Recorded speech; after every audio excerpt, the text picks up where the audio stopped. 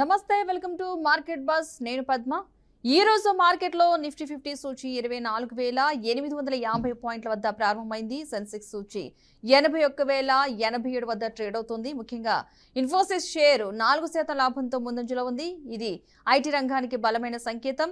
Mutual ఫండ్ల విషయానికి వస్తే జూలై 2025లో ఎస్ఐపి ఇన్ఫోస్ రికార్డు స్థాయిలో 28464 కోట్ల వద్ద అయితే చేరాయి.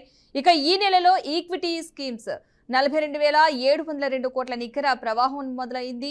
ఇక ఇది గత నెలతో పోలిస్తే 81% పెరుగుదల. ఇక ఈ అంశాలపై మరింత వివరంగా చర్చించడానికి మనతో పాటు జాయిన్ అవుతున్నారు పిఎఫ్ఈ మాలెంపాటి ప్రభు గారు. నమస్తే అండి ప్రభు గారు. ఈ రోజు మార్కెట్స్ ఎలా ఉన్నాయనుకోవచ్చు అంటారు? ఇప్పుడు మార్కెట్స్ గ్లోబల్ మార్కెట్స్ బాగానే ఉన్నాయి. అవి కూడా నిఫ్టీ 50 కూడా 25 పాయింట్స్ ప్లస్ చూపించింది. సో ప్లస్ ఉంది. కానీ ప్రతిరోజు కూడా గ్యాప్ అప్ అవుతుంది, గ్యాప్ నిలబడట్లేదు. నిన్న కూడా లాస్ట్ అసలు న్యూస్ బట్టి ట్రంప్ మెత్తపడ్డాడు అన్నప్పుడు మార్కెట్ పెరగాల్సిందే కదా, వేరే నెగిటివ్స్ ఏం లేవు. సో ఆ లాస్ట్ 1 అవర్ లో 100 పాయింట్స్ ఏకదం టక జారిపోయింది. అంటే ఆయన మీద కొంచెం ఇంకా భరోసా రాలేదు మార్కెట్ కి. ఆయన ఇంకా ఏదైనా చెప్తారనే భయం ఇంకోటి ఉంది. మార్కెట్ ట్రిగర్ పాయింట్ కావాలి, కానీ ఒక లెవెల్స్ లోనే ఉంటుంది. కింద పడట్లేదు, బాగా పడట్లేదు, బాగా పెరగట్లేదు. ఆ లెవెల్స్ అనేవి దాటితేనే కొంచెం ఇది వస్తుంది. ఇప్పుడు దాదాపుగా Q2 కూడా దగ్గరికి వస్తున్నాం. సో నెక్స్ట్ మంత్ అంటే అక్టోబర్ 10th 11th నుంచి మనకి Q2 కూడా స్టార్ట్ అవుతాయి.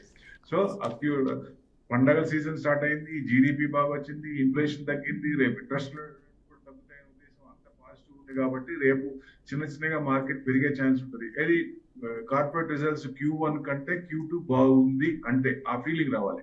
సో Q2 రిజల్ట్స్ వచ్చేదాన్ని బట్టి ఉంటుంది. కాబట్టి అది మనకి Q2 బాగానే ఉండొచ్చు అనేది ఎక్స్పెక్టేషన్.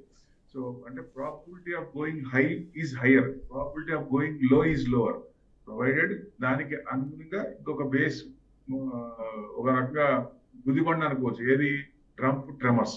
ఆ ట్రెమర్స్ ఆయన మెత్తపడిన తర్వాత ఆయన స్ప్లిట్ పర్సనాలిటీ లాగా ఒకటి రాత్రి ఒకటి చెప్తాడు, పగలకు కూడా చెప్తారు. ఇప్పుడేమో ఒక పక్కనేమో మన ప్రైమ్ మినిస్టర్ పొగుడతాడు, ఇంకో పక్కనేమో ఐటీ మీద కూడా టారిఫ్లు వేస్తానని చెప్పి ఒక ఇది వస్తుంది. సో అది ఆయన కరెక్ట్ గా ఆయన భావన లేకపోతే ఎవరన్నా ఇది రూమర్స్ అనేది తెలియదు. కాబట్టి ఫార్మా తీసుకుంటే 250% అన్నారు. ఇప్పుడు ఫార్మా మీద తెలియదు. ఫార్మా సెక్టర్ స్తబ్దతగా ఉంది. అది ఆ డైరెక్షన్ తెలిస్తేనే ఫార్మా సెక్టర్ కూడా ఎంత వేస్తారు అనేది తెలిస్తేనే ఆ ఫార్మా సెక్టర్ కూడా మూవ్మెంట్ అయ్యే ఛాన్స్ ఉంటుంది. ప్లస్ ఈ ట్రమర్స్ అనేది ఈ UN నేషన్స్ 9th నుంచి 29th దాకా మీటింగ్ జరుగుతుంది. కాబట్టి ఆ మీటింగ్ లో ఏమవుతుంది, ఏం చేస్తారు, ఈ లోపల ఆయన సెటిల్ చేసుకుంటారా లేదా, క్లారిటీ అంటే అన్సర్టనిటీకి ఒక దారి క్లారిటీ ఇస్తే మార్కెట్ పెరగడానికి రెడీగా ఉంది. ఎందుకంటే ఎఫ్ఐస్ చూడండి 94% షార్ట్స్ ఉన్నాయి. 94% షార్ట్స్ అంటే హెవీ షార్ట్స్ అనుకోవచ్చు ఒక రకంగా. అంటే ఏదన్నా కొంచెం బాగా ఓవర్సౌల్డ్ అనుకోవచ్చు. మార్కెట్ ఓవర్సౌల్డ్ జోన్ లో ఉంది కాబట్టి సో డెఫినెట్ గా పాజిటివ్ న్యూస్ కోసం చూసినప్పుడు, ఏదైనా న్యూస్ వచ్చినప్పుడు బాగా పెరిగే ఛాన్స్ ఉంటుంది. మనం పాకిస్తాన్ వార్ అప్పుడు చూసాం కదా, పాకిస్తాన్ వార్ సీజ్ ఫైర్ అవగానే May 12th 1000 పాయింట్స్ పెరిగింది. 24,925 ఆ రోజు. అది మళ్ళీ ఇప్పటిదాకా రాలా ఇన్ని నెలల్లో. దాన్ని క్రాసే కాల, దగ్గరికి కూడా నియర్ బై కూడా రాల. సో ఎప్పుడైతే అది క్రాస్ అయిందో మనకి కొంచెం పాజిటివ్ జోన్ లోకి వచ్చినట్లు లెక్క. సో అది క్రాస్ అవ్వాలి. ఏదైనా టెక్నికల్ గా చూస్తే 25,100 అబోవ్ మనకి ఎప్పుడైతే వెళ్ళిందో మార్కెట్ బేరిష్ జోన్ నుంచి బులిష్ జోన్ లోకి వచ్చినట్లు లెక్క. 25,100 అబోవ్ ఉంటేనే.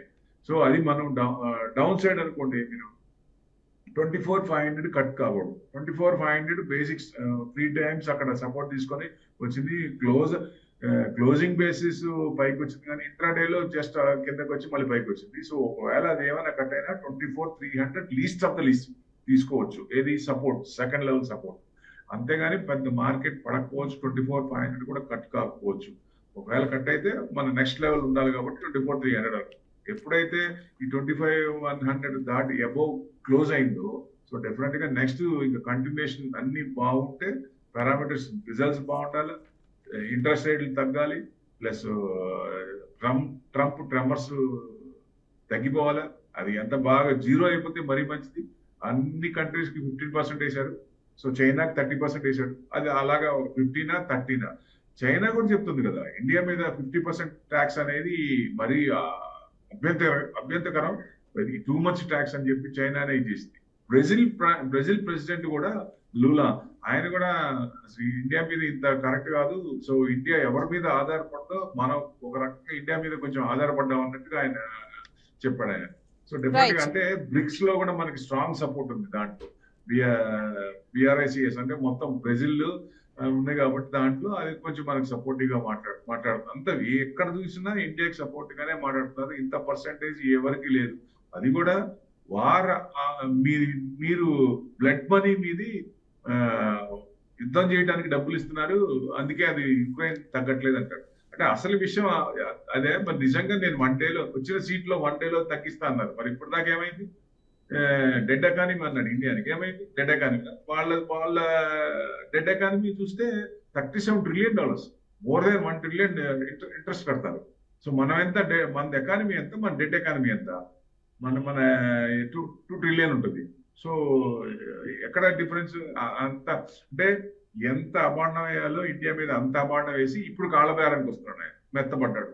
అది కూడా ఒక రకంగా మంచిదే. అంటే తెగేదాకా లాక్కూడదు కాబట్టి ఇండియా కూడా కొంచెం ఆ యుఎస్ తో కొంచెం మనం అమికబుల్ గా సెటిల్ చేసుకుంటేనే మంచిది. మేబీ ఈ మంత్ లో సెటిల్ అవ్వద్దు అనేది ఒక మార్కెట్ కి ఒక చిన్న ఆశ. సో డెఫినెట్ గా ఇది కనుక ఒక మంచి పాజిటివ్ న్యూస్ వస్తే విపరీతంగా పెరిగే ఛాన్స్ కూడా ఉంటుంది. 95-94% షార్ట్స్ ఉన్నాయి కాబట్టి మంచిగా పెరగాలి. ఇప్పుడు 25 ఆల్ టైమ్ హై ఎంతంటే 26,277, 26,300 అబోవ్ క్లోజ్ అవుతుందా?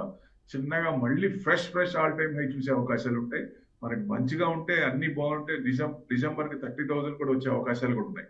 ఎందుకంటే మనకు అన్ని పాజిటివ్ వైబ్సే ఉన్నాయి. సో బయట నుంచి గ్లోబల్ న్యూస్ ఏదైతే వస్తుందో అది కూడా పాజిటివ్ అయితే డెఫినెట్ గా అది యాడ్ ఆన్ అవుతుంది. ఆ యాడ్ ఆన్ అయినప్పుడు మనకు సర్ప్లస్ విపరీతంగా పెరిగే మార్కెట్ పెరిగే ఛాన్సులు ఎక్కువ ఉంటాయి. ఒక కాలర్ తీసుకుని మనం కంటిన్యూ చేద్దాం. ప్రభు గారు హైదరాబాద్ నుంచి రఫీక్, నమస్తే అండి. మేడం నమస్తే మేడం, ప్రభు సార్తో మాట్లాడండి సార్. ఇది మాకు మెసేజ్లు వస్తా ఉన్నాయి సార్, ఈ షేర్ కొనుక్కోవచ్చా, మైక్రో ఫైనాన్స్ కొనుక్కోండి అని ఇట్లాగా డైలీ ఒక 10-5 కాల్స్ వస్తున్నాయి, ప్లస్ మెసేజ్లు కూడా వస్తున్నాయి సార్. ఇట్లాంటివి కొనుక్కోవచ్చా? ఓకే, ఇది చాలా మందికి ఇట్లా వస్తూ ఉంటాయి. ఎందుకంటే కొన్ని స్క్రిప్ట్స్ అసలు ఫండమెంటల్స్ లేని స్క్రిప్ట్స్, పిచ్చి మైక్రో స్క్రిప్ట్స్ దాంట్లో ఏముండవు. వాళ్ళు గనక దాన్ని ఇది చేసుకొని దాన్ని పెంచేసి వాళ్ళకున్న షేర్స్ అమ్మేసుకోవాలనే ఉద్దేశంతో కొంత ఏంటంటే మెసేజ్ ఇస్తారు. అసలు మెసేజ్లు ఎందుకు ఇస్తారండి? ఎవరైనా ఇప్పుడు మనకు తెలిసిన వాళ్ళు ఇవ్వాలి. మనకి అన్నోన్ పర్సన్ వచ్చినప్పుడు మనం దాన్ని అసలు నమ్మటం ఎందుకు? మనకి తెలీదు ఎక్కడి నుంచి అసలు. ఇవాళ రేపు ఫోన్ లో లింకులు వచ్చినా ఏదొచ్చినా మనకు తెలియకుండానే ఆ లింక్ ఓపెన్ చేస్తే బ్యాంక్ లోంచి డబ్బులు పోతున్నాయి. సో సైబర్ క్రైమ్ అట్లా పెరిగిపోతుంది. సో మనకు తెలియంది ఏది అసలు టచ్ చేయకూడదు. మనకు తెలియని అన్నోన్ పర్సన్ మనకి న్యూస్ వచ్చినప్పుడు అలాంటి కంపెనీలు ఎందుకు ఇస్తున్నారు? వాళ్ళు ఎందుకు ఇస్తారు? మనకి ఊరికే ఎందుకు ఇస్తారు? సో వాళ్ళకి ఏదో ఉపయోగం ఉంటుంది కాబట్టి ఇస్తారు. అది మనం ఎందుకంటే తక్కువ ఉన్నాయి, 10 రూపాయలు ఉంది, 20 రూపాయలు ఉంది, ఇట్లాంటివి రావు కాబట్టి ఎక్కువ వస్తాయి, షేర్లు ఎక్కువ వస్తాయి లాంగ్ టర్మ్ అనుకోని చాలా మంది కూడా ఇది టెంప్ట్ అవుతుంటారు కొంచెం. అట్లాంటివి దయచేసి వద్దు. ఎందుకంటే పెద్ద షేర్ అయినా చిన్న షేర్ అయినా ఫండమెంటల్ ఉన్న కంపెనీలో prices will differ. Market news driven market కాబట్టి నెగిటివ్ న్యూస్ వచ్చినా పాజిటివ్ వచ్చినా యాక్ట్ అవుతుంది. కాబట్టి మనం ఏం చేయాలి? ఫండమెంటల్స్ ఉన్న స్టాక్స్ లోవర్ రేంజెస్ కి వచ్చినప్పుడు రేంజ్ బౌండ్స్ ఉంటాయి కదా స్క్రిప్ట్. సపోజ్ 100 రూపీస్ ఉన్నది 170కి వెళ్తుంది, 170 నుంచి 120కి వస్తుంది, 120 నుంచి 210కి వెళ్తుంది. ఆ రేంజ్ బౌండ్ చూసుకుంటూ లోవర్ లెవెల్స్ లో మనం ఎంటర్ అవుతూ ఫండమెంటల్స్ ని ఉన్న స్క్రిప్ట్స్ చేసుకుంటే మనకి సంపాదించిన డబ్బు హార్డ్ అండ్ మనీ వాటిల్లో పెట్టుకుంటే ఇవాళ కాకపోయినా రేపైనా మన మార్కెట్ లో డబ్బులు వచ్చే అవకాశాలు ఉంటాయి. నాలెడ్జ్, పేషెన్స్, డిసిప్లిన్ ఈ 3 ఉండాలి, అప్పుడే డబ్బులు వస్తాయి. అట్లాంటివి మెసేజ్లు వస్తున్నాయని లేకపోతే ఎవరో చెప్పారని లేకపోతే ఎవరికో ప్రాఫిట్ వచ్చింది. ఎందుకంటే ఎంటరింగ్ ఆఫ్ ద టైం, ఒక స్క్రిప్ట్ లో ఎంటర్ అయ్యే టైం కూడా ముఖ్యం. ఎందుకంటే వాళ్ళకి డబ్బులు వచ్చినాయి, మనం ఎంటర్ అయ్యే టైంకి పడచ్చు కదా. ఇప్పుడు సెప్టెంబర్ ఉంది, సెప్టెంబర్ నుంచి పడతా ఉంది మార్కెట్. సెప్టెంబర్ లో ఒక 10 లక్షలు పెట్టామనుకోండి, 10 లక్షలు పెట్టినప్పుడు అప్పటి నుంచి డౌన్ లో ఉన్నప్పుడు మన పోర్ట్ఫోలియో డౌన్ ఉంటుంది. ఇప్పుడు ఏ అనలిస్ట్ అయినా ఎవరైనా వాళ్ళు ఏంటంటే చెప్పంగానే పెరగవు. ఎట్టి పరిస్థితుల్లో తగ్గుతాయి కొన్ని పెరుగుతాయి. తగ్గినప్పుడు కూడా మనకి భరోసా రావాలి. ఆ స్క్రిప్ట్ ఫండమెంటలేనా, మంచిదేనా, వాల్యూస్ ఉన్నాయా లేవా? వాల్యూస్ ఎక్కడికి పోవు, ఫండమెంటల్స్ లో ప్రైజెస్ విల్ డిఫర్. సో ఆ ప్రైజెస్ లోవర్ ప్రైస్ లో తీసుకోవాలి. ఎవరైనా ఇదే చేయాలి. మనం ఎవరు చెప్పినా, ఇప్పుడు నేను చెప్పినా దాన్ని అనుగుణంగా అసలు ఎట్లా ఉంది, last quarter on quarter, year on quarter ఎలా ఉంది, అసలు ఫండమెంటల్స్ ఉన్నాయా, లాస్ట్ 5 years రిజల్ట్స్ వచ్చి తెలిసిపోద్ది. కంపెనీ మీద ఏమైనా నెగిటివ్స్ ఏమైనా ఉన్నాయా, లేకపోతే వాళ్ళు ఏమైనా డైవర్సిఫికేషన్ ఆఫ్ ఫండ్ చేస్తున్నారా, ఫండ్ చేసినప్పుడు ఎక్కడ పెడుతున్నారు, ఆ ఫండ్ ఇప్పుడు అక్కడి నుంచి రిటర్న్స్ రావాలి, అలా ఏమైనా వస్తాయా లేవా, ఇవన్నీ చూసుకోవాలి. లేదంటే మనం ఎక్కడ తీసుకొచ్చి ఎవరో 10 రూపాయలు ఇలా మెసేజ్ వచ్చిందని కొన్నాం అనుకోండి, క్యాపిటల్ కూడా పోద్ది. ఆ స్క్రిప్ట్ మళ్ళీ అమ్మలేము, లిస్టింగ్ కూడా కాదు, రీమ్యాట్ చేసుకోవాలి. దాంట్లోంచి రీమ్యాట్ చేసుకోవాలి. బయటకు తీసుకోవాలంటే డబ్బులు ఎదురు పెట్టి మనం వెనక్కి తీసుకోవాలి. That's important. ఎట్టి పరిస్థితుల్లో ఈ అన్నోన్ మెసేజ్ అనేది అసలు మైండ్ సెట్ లో తీసేసేయండి. అసలు దాని మీద కాన్సన్ట్రేట్ చేయొచ్చు, దయచేసి చేయొద్దు. నెక్స్ట్ కాలర్ తీసుకుందాం. హైదరాబాద్ నుంచి వర్తిక గారు, నమస్తే అండి. నమస్తే అండి. మాట్లాడండి ప్రభు గారితో. ఓఎన్జీసీ అండి. ఓఎన్జీసీ లాంగ్ టర్మ్ కి అయితే ఓఎన్జీసీ ఆయిల్ సెక్టర్ మనకి చిన్నగా ఫసల్ ఫ్యూయల్ నుంచి రెన్యూబుల్ కి వస్తాం కాబట్టి పోను ఇప్పుడు మనకు తక్కువలో వస్తుందని రష్యా దగ్గర నుంచి ఆయిల్ కొనుక్కుంటున్నాం. సో అది కూడా గవర్నమెంట్ వాటికి రావట్లేదు, ప్రైవేట్ వాటికే వస్తుందని కూడా ఒక ఇది ఉంది. సో ఎందుకంటే వచ్చిన అమౌంట్ $35 తక్కువ తీసుకున్నాం. ఆ ప్రాఫిట్స్ ఎక్కడ వస్తున్నాయి, ప్రైవేట్ కంపెనీస్ వస్తాయి కానీ గవర్నమెంట్ ఐఓసీ కానీ ఇట్లాంటి వాటికి రావట్లేదు అనేది ఒక ఇది కూడా ఉంది. సో ఏదైనా మీకు నెక్స్ట్ 5 years 2030కి మనం కనుక ఫసల్ ఫ్యూయల్ నుంచి రెన్యూబుల్ కి రాకపోతే కార్బన్ ట్యాక్స్ కట్టాల్సి వస్తుంది. అది ప్యారిస్ లో కన్వెన్షన్ లో అన్ని కంట్రీస్ యాక్సెప్ట్ చేసినాయి. సో డెఫినెట్ గా మనం నెక్స్ట్ నుంచి లాంగ్ టర్మ్ అనుకున్నప్పుడు ఇది ఆయిల్ తగ్గిపోతుంది కాబట్టి కొంచెం ఇది మనం ఆ సెక్టర్ కాకుండా వేరే గ్రోత్ ఓరియంటెడ్ ఈవీస్ కానీ లేకపోతే సెమీ కండక్టర్స్ కానీ ఇట్లాంటివి సెలెక్ట్ చేసుకోండి, మీకు మంచి రిటర్న్స్ వస్తాయి. ఓకే, ఎవరైనా సరే లైవ్ లో మాట్లాడాలనుకుంటే కనుక స్క్రీన్ మీద నెంబర్ కనిపిస్తుంది, ఆ నెంబర్కి కాల్ చేసి మాట్లాడొచ్చు. లేదు పర్సనల్ గా మాట్లాడాలనుకుంటే కనుక ప్రభు గారి వ్యక్తిగత నెంబర్ కూడా స్క్రీన్ మీద కనిపిస్తుంది, ఆ నెంబర్కి అయినా సరే మీరు కాల్ చేసి పర్సనల్ గా కూడా మాట్లాడొచ్చు. ఓకే ప్రభు గారు, ఈ కొత్త జిఎస్టీ తగ్గింపులు కావచ్చు, US fed rate cut hopes వంటి ఫ్యాక్టర్స్ ప్రస్తుతం మార్కెట్ సెంటిమెంట్ ని ఎలా షేప్ చేస్తున్నాయి? అంటే ఇప్పుడు ఆటో సెక్టర్ తీసుకో. ఆటో ప్రైమ్ మినిస్టర్ గారు డిక్లేర్ చేసిన తర్వాత ఇప్పటిదాకా 15% పెరిగింది ఆటో ఇండెక్స్. సో ఎందుకు ఇప్పుడు 22nd తర్వాత నుంచి కొనే వాళ్ళందరికీ ఆ డిస్కౌంట్ తగ్గిన రేట్లు 28% నుంచి 18% చేశారు కదా, అది తగ్గే ఛాన్స్ ఉంటాయి. అంటే ఒక రేంజ్ కార్ చూసుకుంటే 1,00,000-1,50,000 వరకు డిఫరెన్స్ ఉంటుంది. ఈ నెల కొనుక్కున్న వాళ్ళు ముందు నెల కొనుక్కున్న వాళ్ళు ₹1,00,000 తేడా వస్తుంది మళ్ళీ 22nd తర్వాత కొనాలంటే. కానీ ఇప్పుడు వీళ్ళకి కూడా సేల్స్ పెరగాలన్న ఉద్దేశంతో వాళ్ళు 22nd తర్వాత ఇచ్చే రేటు ఎంతైతే ఉందో అదే రేటు డిస్కౌంట్ చేసి ఇప్పుడు అమ్ముతున్నారు.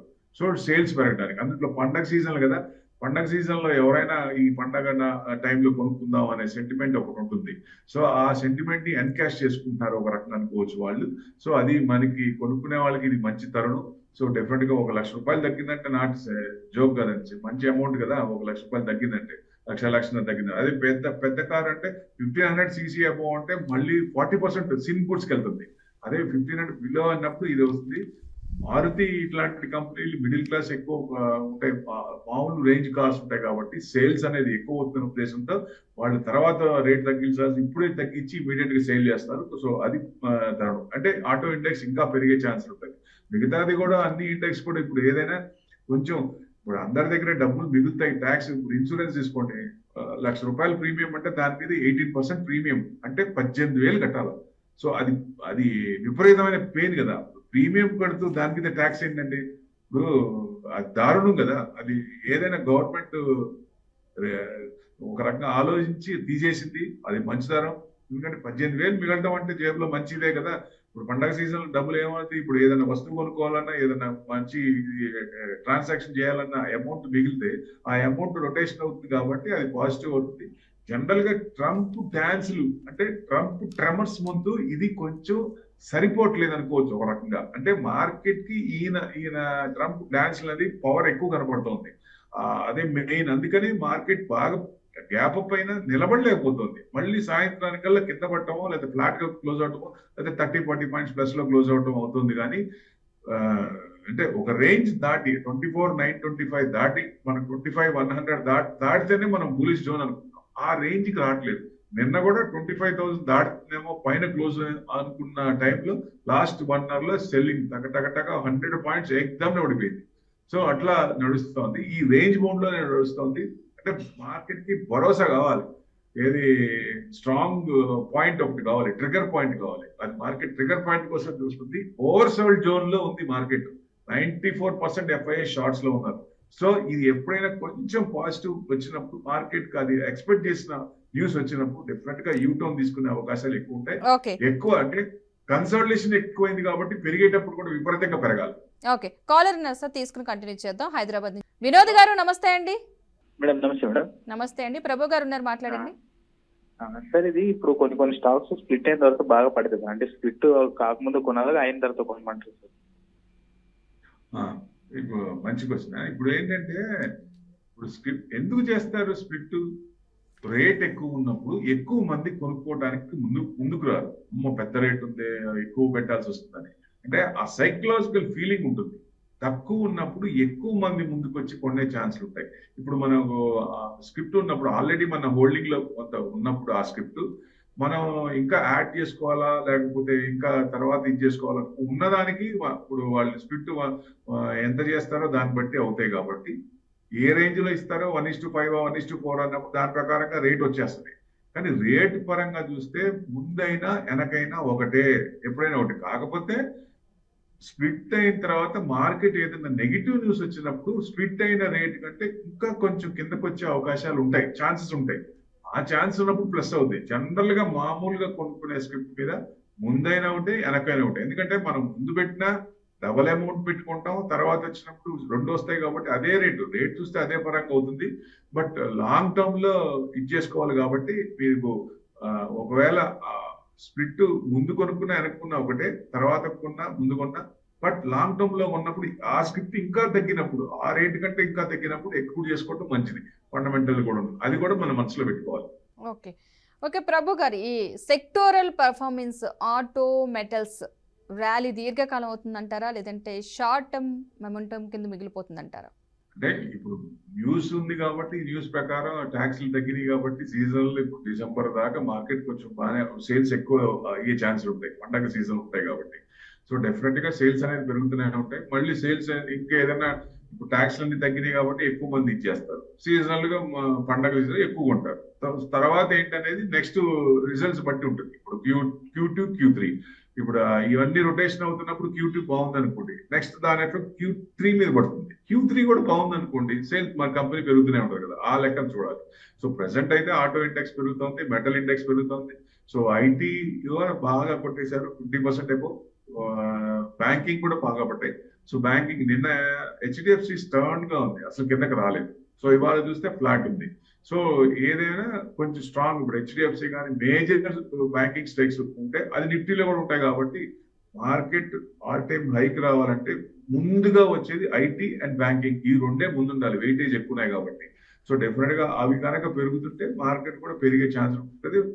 మార్కెట్ పెరగాలంటే ఈ రెండు ఉంటాయి, అసలు ఆ రెండు కంపల్సరీగా ఉంటాయి, no doubt at all. So మిగతా సెక్టర్స్ కూడా ఇంకా ఏమి ఫార్మా కానీ హెల్త్ కానీ అవి ట్రంప్ ఇదిని బట్టి ఆయన డిసిషన్ బట్టి 250% అనే దాన్ని బట్టి డిసైడ్ అవుతుంది. అట్లా రొటేషన్ అయ్యే ఛాన్సులు ఉంటాయి. మీకు డిఫెన్స్ స్టాక్స్ కొనుక్కోవచ్చు, హెల్త్ స్టాక్స్ కొనుక్కోవచ్చు. తర్వాత ఇన్సూరెన్స్ బాగా తగ్గినాయి, ఇన్సూరెన్స్ కంపెనీస్ కూడా బాగా పెరుగుతాయి. అట్లాంటివి ఏదైతే తగ్గున్నాయో రీసెంట్ గా మనం రేంజ్ బౌండ్ చూసుకుంటే బాగా తగ్గున్న స్టాక్స్ ఏవైతే ఉన్నాయో అవి మనం ఫండమెంటల్స్ గా ఉన్నాయి. అలాంటి స్టాక్స్ పికప్ చేసుకుంటే మళ్ళీ నెక్స్ట్ 2 quarters తీసుకుంటే 1-2 quarters లోనే మంచి రిటర్న్స్ వచ్చే అవకాశాలు ఉంటాయి. ఓకే, ఎవరైనా సరే లైవ్ లో కాల్ చేయాలనుకుంటే కనుక స్క్రీన్ మీద కనిపిస్తున్న నెంబర్కి కాల్ చేసి ప్రభు గారితో మాట్లాడచ్చు. లేదా ప్రభు గారితో వ్యక్తిగతంగా మాట్లాడాలనుకుంటే కనుక ప్రభు గారి యొక్క వ్యక్తిగత నెంబర్ కూడా మీకు స్క్రీన్ మీద కనిపిస్తుంది. ఈ కార్యక్రమం అయిన తర్వాత ఆ నెంబర్ కూడా కాల్ చేస్తే మీకు ఎలాంటి డౌట్స్ అయినా సరే క్లారిఫై చేస్తారు. ఓకే ప్రభు గారు, ఈ మ్యూచువల్ ఫండ్స్ గురించి, రిటైల్ గురించి వద్దాం. SIP inflows and retail investor participation పెరుగుదల, ఇది రిటైల్ కాన్ఫిడెన్స్ మాత్రమేనా లేక ఇన్స్టిట్యూషనల్ అలోకేషన్స్ కూడా షిఫ్ట్ అవుతున్నాయి అంటారా? ఇప్పుడు రిటైల్ పర్సెంటేజ్ పెరుగుతుందంటే మార్కెట్ మీద కొంతమంది ఇప్పుడు ఇదివరకు ఏం చేసేవాళ్ళు, ఏజ్ ప్రకారం, సపోజ్ ఏజ్ 35 అనుకో, వేరీస్ పాయింట్ 100 పాయింట్స్ తీసుకుంటే 100 అంటే 35 తీసుకుంటే 65% ఈక్విటీలో పెట్టేవారు. ఇప్పుడు 70 ఇయర్స్ 80 ఇయర్స్ వాళ్ళు చూసినా పర్సంటేజ్ ఆఫ్ ఈక్విటీ ఇన్వెస్ట్మెంట్ ఎక్కువ అవుతుంది వాళ్ళని. సో మార్కెట్ మీద అంత భరోసా వచ్చింది. సో 80 ఇయర్స్ వాళ్ళు కూడా రిస్క్ ఎక్కువ తీసుకుంటున్నారు, ఇదివరకు తీసుకునే వాళ్ళు కాదు. ఇప్పుడు ఈక్విటీ మీద పర్సెంటేజ్, ఎందుకంటే మ్యూచువల్ ఫండ్స్ పెరగాలన్నా ఈక్విటీ మూలం, ఈక్విటీ పెరిగితేనే మ్యూచువల్ ఫండ్స్ డబ్బులు వస్తాయి. అది తెలిసిన వాళ్ళు ఈక్విటీని కొంచెం రిస్క్ తీసుకొని, how much the risk they take that much returns will be there, అది ఇంపార్టెంట్. అది మనకు అది కొంచెం నేను ఎందుకు రిస్క్ తీసుకోవాలి అనుకున్నప్పుడు మార్కెట్ పడినా కొంచెం రిస్క్ తక్కువ ఉంటుంది, డిస్ట్రిబ్యూట్ అవుతుంది రిస్క్ అనేది అక్కడే పెట్టుకుంటారు. సో ఎస్ఐపిలో ఇప్పుడు 5 years అబౌవ్, 10 years 15 years ఇప్పుడు పిల్లలు 0 years పిల్లలు ఉన్నా, లేకపోతే వాళ్ళ టార్గెట్ 20 years 15 years ఉన్నా, మోర్ దెన్ 5 years ఉన్నప్పుడు 5 years అబౌవ్ ఉన్న ఇది కూడా మంచి రిటర్న్స్ వస్తున్నాయి. సో లాంగ్ టర్మ్ పెట్టుకుంటే మీకు Motilal mid cap fund 35% above ఉంది. సో 35% మిడ్ క్యాప్ అంటే, మిడ్ క్యాప్ జనరల్ గా లాంగ్ టర్మ్ లో లార్జ్ క్యాప్ అవుతాయి. సో అట్లా గ్రోత్ ఓరియంటెడ్ స్టాక్స్, అట్లాంటి గ్రోత్ ఓరియంటెడ్ ఫండ్స్ లో ఉన్నప్పుడు డెఫినెట్ గా స్మాల్ క్యాప్ కంటే లార్జ్ క్యాప్ కంటే మిడ్ క్యాప్ బెస్ట్. తొందరగా డబ్బులు వస్తాయి, లాంగ్ టర్మ్ లో ఎక్కువ రిటర్న్స్ వచ్చే అవకాశం ఉంటుంది. బట్ స్మాల్ క్యాప్ లో కూడా వస్తాయి, కానీ చాలా టైం తీసుకుంటుంది. సో అది మన సెలక్షన్ ఆఫ్ ఇది, మన ఆ ఏజ్ బట్టి కొంచెం ఎక్కడ పెట్టుకోవాలనేది సలహాలు సూచనలు తీసుకొని పెడితే బెస్ట్. ఎందుకంటే అందుకు మార్కెట్ మీద కొంచెం ఇది లేని వాళ్ళు, ఎక్కువ రిస్క్ తక్కువ ఉన్న వాళ్ళు ఎస్ఐపి మీద ఇన్వెస్ట్మెంట్ చేస్తారు, అది కూడా మంచిదే లాంగ్ టర్మ్. ఎందుకంటే one of the best in financials ఎవరైనా సరే చేయాల్సింది. ప్రతి ఒక్కరి ఇంట్లో బజాజ్ ఐటమ్ ఎలా ఉందో ప్రతి ఇంట్లో కూడా ఎస్ఐపీలు ఉండాలి, వాళ్ళ టార్గెట్స్ ప్రకారం, వాళ్ళ గోల్స్ ప్రకారం. మ్యారేజ్కి కానీ, లేకపోతే ఎడ్యుకేషన్, పిల్లల ఎడ్యుకేషన్ కానీ, హెల్త్ పరంగా కానీ, ఏదో ఒకటి వాళ్ళ టార్గెట్స్ ఎంత ఉన్నాయో దాన్ని పెట్టి ప్రతి దానికి ఒక ఎస్ఐపి పెట్టుకొని వదిలేస్తే ఫైనాన్షియల్ అసెట్స్ మీద మనం ఫస్ట్ నుంచి తరతరాల నుంచి వచ్చే ఫైనాన్షియల్ అసెట్స్ కానీ, వాళ్ళు తయారు చేసుకున్న సంపాదించిన ఫైనాన్షియల్ అసెట్స్ కానీ, వాళ్ళ లైఫ్ టర్మ్ లో అవి తీయకుండా అంటే మార్కెట్ నుంచి తయారు చేసుకునే ఫైనాన్షియల్ అసెట్స్ తీసుకుంటే మంచిది. అంటే ఫిజికల్ అసెట్స్ తీయకుండా ఫైనాన్షియల్ అసెట్స్ చేసుకోవాలి, అది ప్లానింగ్, అది 100% చేసుకోవచ్చు. సో ఎవరైనా ఇది దాని ప్రకారం, ఎందుకంటే ఇవాళ 26,000 కోట్లు ప్లస్ ఎస్ఐపీలు వస్తున్నాయి. సో నెక్స్ట్ ఇంకా చూసుకుంటే దాని ప్రకారం రేషియో ప్రకారం చూసుకుంటే నెక్స్ట్ 1.5 year లో 2 years లో దాదాపుగా 40,000 crores వెళ్ళే ఛాన్సులు కూడా ఉన్నాయి. 40,000 crores వెళ్ళే అంటే 26 కోట్లు వస్తుంది. అంటే ఎస్ఐపి మీద ఎక్కువ పర్సెంటేజ్ చేస్తున్నారు, ఇదివరకు లేదు. ఎందుకంటే మార్కెట్ మీద అవగాహన అనేది పెరుగుతోంది బాగా, డిమాట్ అకౌంట్స్ పెరుగుతున్నాయంటే మార్కెట్ మీద అవగాహన పెరుగుతుంది. ఎందుకంటే ఆల్టర్నేట్ సోర్స్ లేదు. ఇప్పుడు మీ దగ్గర ఇప్పుడు 5 లక్షలు ఉన్నాయి, మీరు అందరు ల్యాండ్ కొందాం అనుకుంటే ల్యాండ్ ఎంత అందరు కొందాం అంటే ఉండదు. కొన్ని తక్కువ డబ్బులు ఉన్నప్పుడు ఏం చేయాలి, ఎక్కడ పెట్టాలి? ఆల్టర్నేట్ సోర్స్ ఏంటి? Only the source market. Even banks కూడా కాదు. సో మన బ్యాంక్స్ చూసాం, కొన్ని బ్యాంక్స్, గ్లోబల్ ట్రస్ట్ కానీ, చార్మినార్ బ్యాంక్ కానీ, కొన్ని బ్యాంకులు చూసాము, లక్ష్మీ విలాస్ బ్యాంక్ కానీ, ఏమైంది? డబ్బులు వచ్చినా ఎవరికన్నా రాలేదు కదా. సో ఇప్పుడు డిమాట్ అకౌంట్ లో 100 కోట్లు పెట్టండి, 10 లక్షలు పెట్టండి, మీకు తెలియకుండా ఒక షేర్ వస్తుందా? అంటే సేఫ్టీ ఉందా ఒకటి. రెండోది లిక్విడేషన్, ఇవాళ కొంటే సాయంత్రానికి నెక్స్ట్ డే మార్నింగ్ డబ్బులు వస్తాయి. ఇక ఫ్యూచర్ లో మేబీ 26 స్టార్టింగ్ కి అమ్మిన గంటలో మన డబ్బులు మనకు వస్తాయి, అంటే లిక్విడేషన్ ఉంది కదా. ఓకే రైట్ అండి, థ్యాంక్ యూ అండి ప్రభు గారు, మంచి వివరాలు అందించినందుకు థ్యాంక్ యూ సో మచ్ అండి. సో చూసారు కదండి, ఇది నాటి బీఆర్కే మార్కెట్ బస్. నమస్తే.